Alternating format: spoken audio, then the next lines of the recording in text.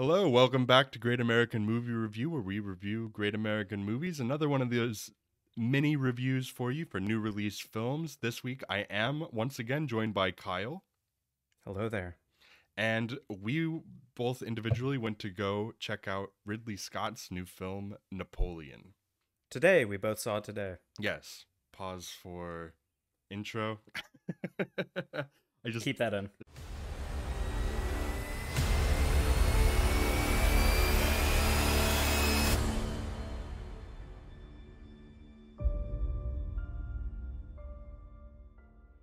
All right, so we have very different perspectives going into this movie. Clearly, Kyle's more of the history guy. I am not. I'm more of the film guy here. Um, Film history specifically is what I know. But uh History is what I know. yeah, we'll keep this spoiler free. It's historical though, so you know that obviously things happen in this movie, but this is a wild movie and just to give my general thoughts, doesn't even know what I think of this movie yet because I haven't That's told him. correct. I was thoroughly entertained and gobsmacked by this film in multiple ways, and it doesn't all fit together. It's this weird movie where you have these incredible battle sequences, but what happened here is what I feel is that Ridley Scott got 200 plus $1 million to make a Napoleon movie, and he said, "Sure, I'm just gonna make a movie that emasculates him and presents him as the strangest, most intensely awkward person in history." And once again, I don't know the historical facts here of like how he's been, seen throughout historical lenses outside of his role in history, like what he actually did, the battles that he won and waged and lost eventually.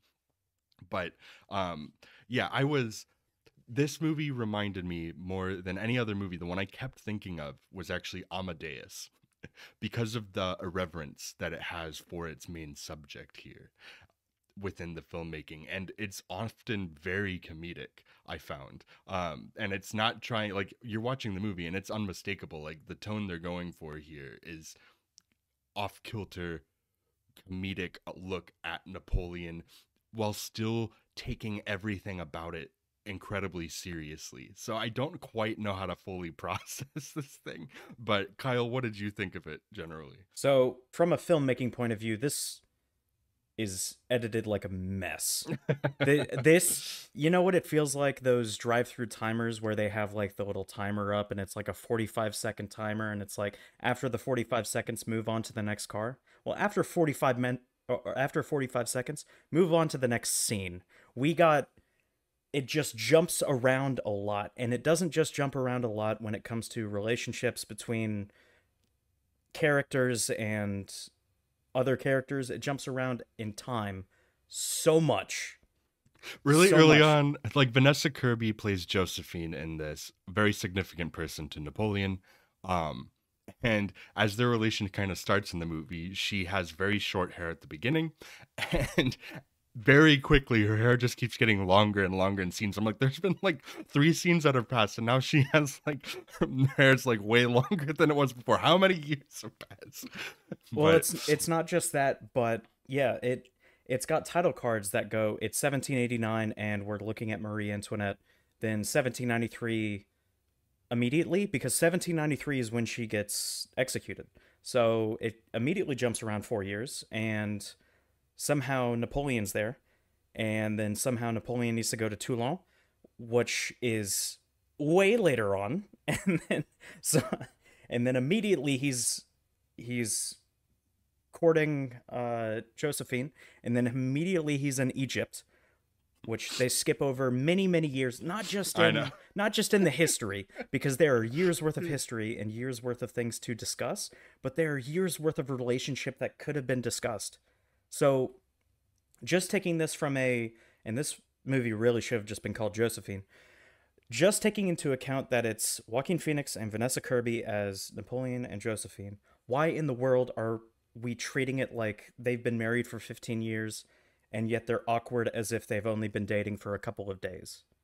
I think it's just That's the problem with yeah. this movie. The Is portrayal it of Napoleon is he's so awkward. He's so intensely awkward which in he this movie. was, and I'm gonna keep cutting in with like Yeah, you're fine. historical Cut in. aspects of Napoleon. I am by no means like a well versed historian when it comes to Napoleon. I will ride the title of amateur historian into town on a horse.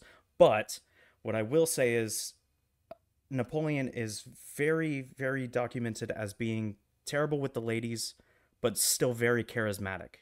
Very, very charismatic. You can't rise from a minor nobility in a relative Italian minor nobility to the head of a nation to an empire spanning most of Europe without being a little charismatic. Right. So making him entirely uncharismatic, not just to Josephine, which makes sense given the relationships he's had with women his entire life, that's fine. Except for the fact that they've been married for 15 years and constant communication between the two of them. So they would know each other intimately at this time. And it doesn't make sense to me, even logically, from this movie that Right, like I how they act do not around each feel other. the chemistry. Yeah, I do not feel the chemistry between the two of them. I like the acting from Vanessa Kirby. I'm gonna be honest, Joaquin Phoenix is very bland in this movie. Maybe I don't that's on purpose, but I I think don't feel it. he's playing the character a very specific way, and that for me And it's not believable for to me me. yeah, it's weird because I don't feel like the where the movie I think fails for me is when I don't feel like you get enough of the context around why he was able to ascend the way he was. You just get the intimate time with him It's a behind the PowerPoint. scenes. It's Right. it's a PowerPoint of his life, and it doesn't give enough time to devote to any one thing, so it just keeps cutting. Yeah, it devotes the most time to him and Josephine. But like we said, it's such an awkward relationship, and it's presented that way. And like I said, there's a bunch of comedy in there. Like I said, I was thoroughly entertained by this film from beginning to end, even though I was kind of baffled by it at the same time. Apparently, there's a 4-hour cut that Ridley Scott is wanting to release, and I think Apple agreed to do it. I don't know that for certain. I didn't read Permission up to on it. rant. Yeah, All right. You're supposed to say permission granted, but permission well, granted. okay, very cool.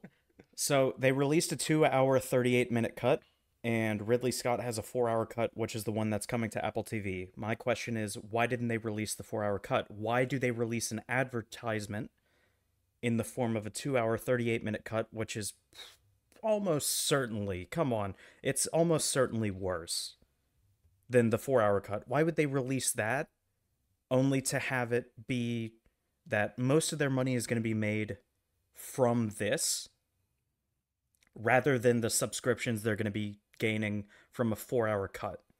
Why would they do this? Because I It's a feel slap yeah. in the face, in my opinion, to like cinema. I know, like, ugh, I've never been on Martin Scorsese's side with cinema more than this aspect of streaming services Yeah, I agree. picking a lower cut to give to theaters so that we can get the better cut in a worse environment. That does not make any sense to me. Yeah, the one thing I will say is that I mean a 4-hour movie this day and age with the current movie going Make it a audience. miniseries then. Right, the Release it audience before Steven yeah. Spielberg's The because we know yeah. that's going to be better than this. Yeah, the Jeez. audience for it I just don't think is there to that capacity for this kind of movie anymore, which is so sad because I'm watching this movie and I'm so glad I saw this in the theater because of I saw it on the biggest screen I could access today, and it was astounding watching these battle sequences because these sequences are incredible. Like think of like the opening scene of Gladiator, you know, like in the woods, that whole war Yep. sequence.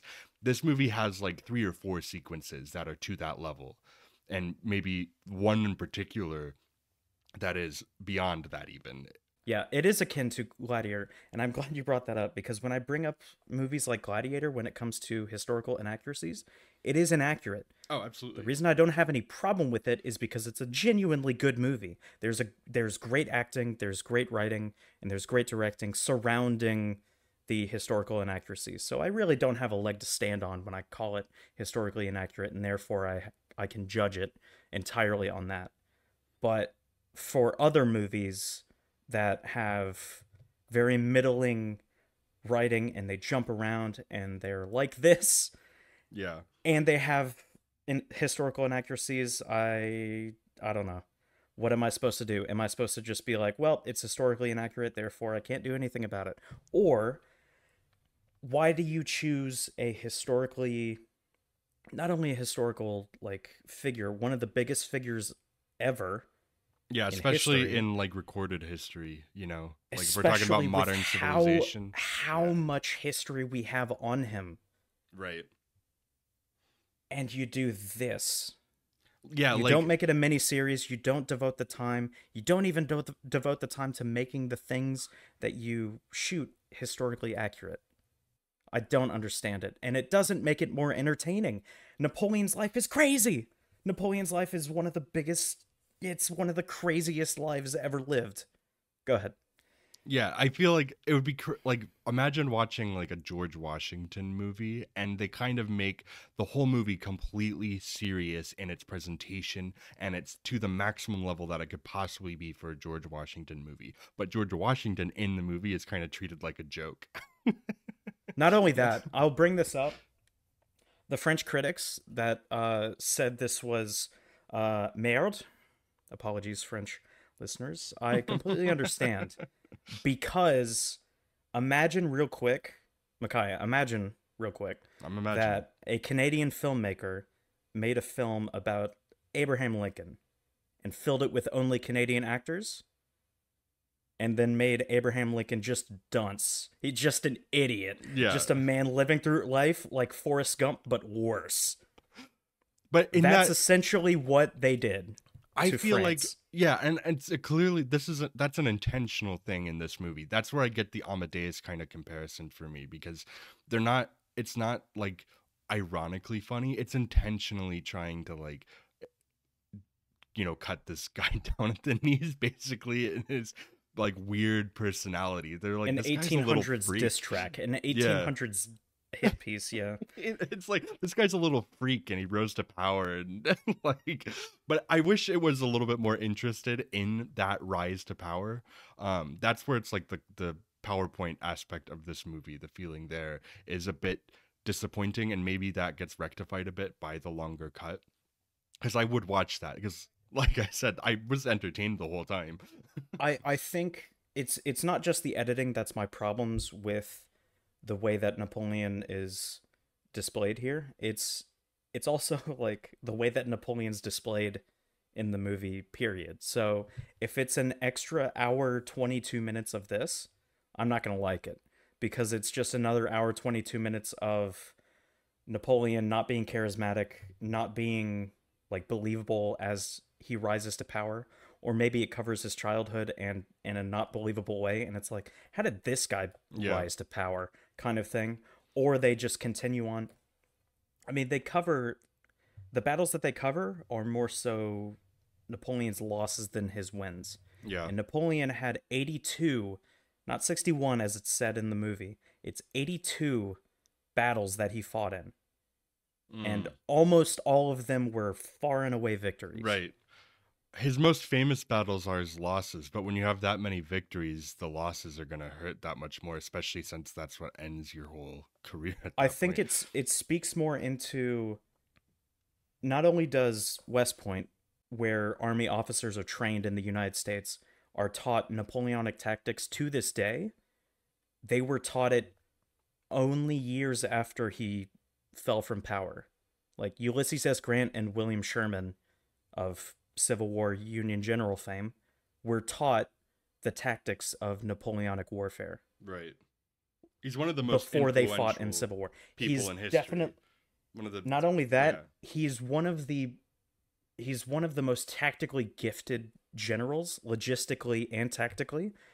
generals ever, and he's treated in this movie as if he lost more than he won. Yeah. You do get in the battle sequences, at least, the ones earlier on, where it's showing him his good tactics, particularly that one that I mentioned before.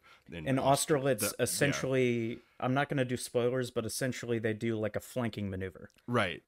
Which is like the bare necessity when it comes to like military history. Right. What really happened, I don't think this is spoilers if I say this didn't happen in the movie, but this did happen in real life. Would that be It's fine. spoilers? All right. That's the opposite of spoilers, I guess. I'm leaving it open-ended to what people can discover in the movie, but what really happened was the town of Austerlitz, Napoleon deliberately left the town so that he would lure his enemy in, and as they were lured in, he deliberately left one of the halves of his line. I think it was the right half of his line. I could be wrong about this, but it's like the general like thing. He left one half of his line weak on purpose so that he could cut the army that he was defending against, the Russians and the Austrians, in half to separate them. And that's what he was best at, if not during the battle, but mobilizing. They were known as corps. He had smaller divisions of army that would mobilize faster and move faster over land. So that way he could cut off armies from each other. So he would basically cut off the Russians from the Austrians, defeat the Austrians, and then focus on the Russians. Yeah. So it's fascinating, the level of... It's almost like Hannibal in the Punic Wars. But man, is it an interesting way to fight when you're down and don't have as many forces. Yeah. Yeah. Well, so whenever the 4-hour cut does get released, because Ridley Scott is known for having some prolific director's cuts. Usually those are pretty well regarded over even the original cuts. Blade Runner Final Cut. Blade Runner Final Cut, Kingdom of Heaven director's cut. Which is much better than Kingdom. Yeah, I heard for a number of his films, even the Alien director's cut. I'm not gonna say it's better or worse than the original, but it's good still. Like it adds. I haven't seen the stuff. director's cut. It just adds a couple of smaller things in there, but that stuff that's added, I think, does really add to it. I think that Ridley Scott's director's cuts usually do improve it. So I'm really curious to see the 4-hour cut. And if anybody listening here would like to hear us talk about it, we could make that the subject of one of our main podcast episodes. Just let us know in the comments if you'd like to hear that, because we could go in deep. Clearly, Kyle has a lot of things to say about it. I've put myself through worse.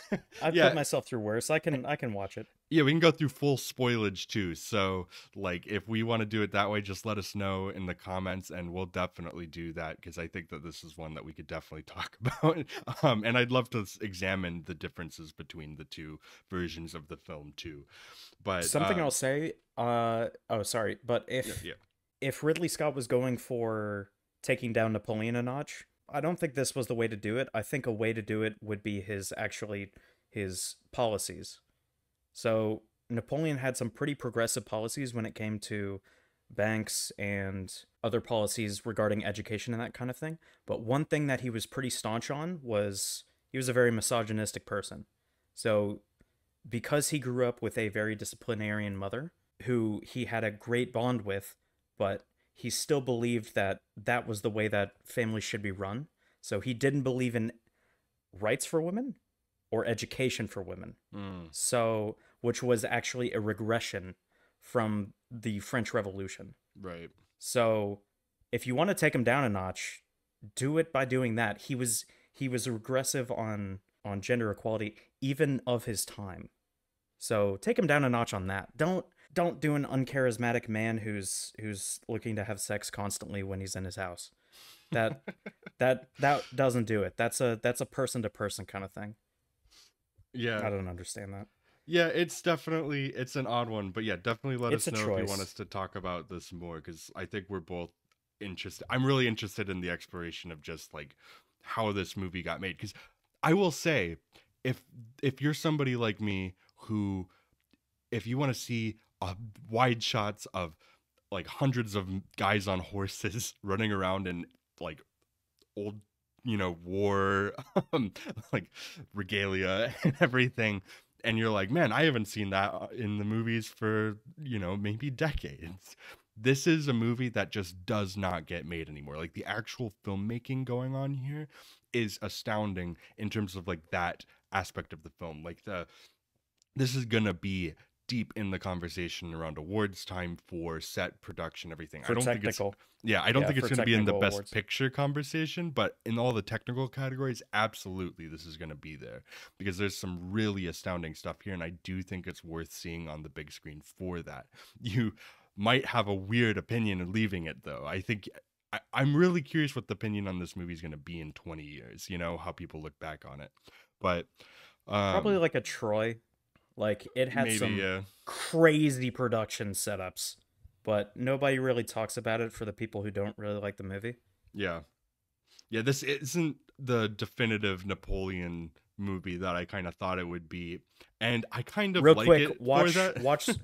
It's not even the definitive Napoleonic era movie from Ridley Scott. The Duelist is a far better movie. It's crazy. He had this formula from day one. Oh. Yeah, watch The Duelist or watch Waterloo, or watch those two. Caveat: if you're very superficial and like those kind of fight scenes, or those battle scenes, but they're only like 20 minutes of the movie, watch the trailer again. I wouldn't sit through the whole movie again. If I was just looking for those gigantic fight scenes, maybe watch a supercut when those come out. Well, even not the fight scenes, but like just the production and the sets and like the historical like period set dressing and everything is worth seeing on as big a screen as you can. As far as I'm concerned, that's my own opinion, though. Sure, but The Duelist only had like less than $1 million budget, and it looked a lot like this when it came to production design and set, or not like grand scale, but costumes. I mean, it was nominated for a BAFTA for cinematography and costumes, I think. Yeah. So, like... Oh, yeah, definitely check that one out, too. That. Definitely check out that movie before this, because it is a better movie, and because I'm sure it is. It absolutely is. Yeah, but I enjoyed it. You'll probably come away with some very strong opinion on it one way or another. But, any final thoughts otherwise? Yes. Just a real quick broad thing. If this is what streaming services are going to do from now on, they're going to pour $200 million into a director and then cut it down to 2.5 hours when it could have been longer, and then release that, and then release the better cut on streaming services. Theaters are in trouble. Theaters are in trouble. They were before, but if this is becoming the standard, this is going to be rough. I could go on a whole rant about the state of things with streaming nowadays. But this is when it came to my attention, and I don't go to the theaters. Yeah. So anybody who hasn't gone to the theaters and is going to see this, riot. No, I'm just kidding.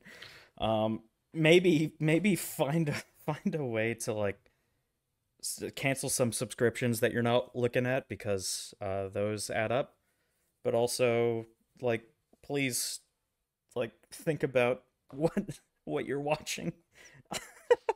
Yeah, I mean, that's the kind of thing, though, because this, like I said, this isn't the type of movie that gets made anymore unless somebody like an Apple or a Netflix comes in and produces it, which, they've done a few times with certain directors. Then make a miniseries. Yes, Scorsese's gotten that treatment twice, with one from Netflix with The Irishman, and again now from Apple.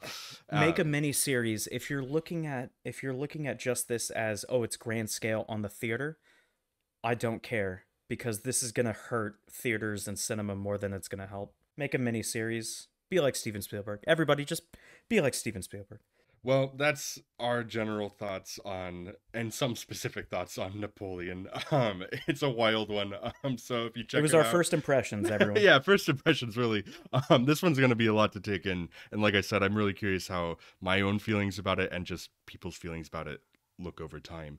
But I'm gonna be honest, I didn't even go into half of what I wrote down, which is a shame, because I felt like I wasted some time. I said, just maybe we'll go into it on a full episode someday. But that'll do it for this mini review for Napoleon. If you have any thoughts on it, then be sure to leave a comment.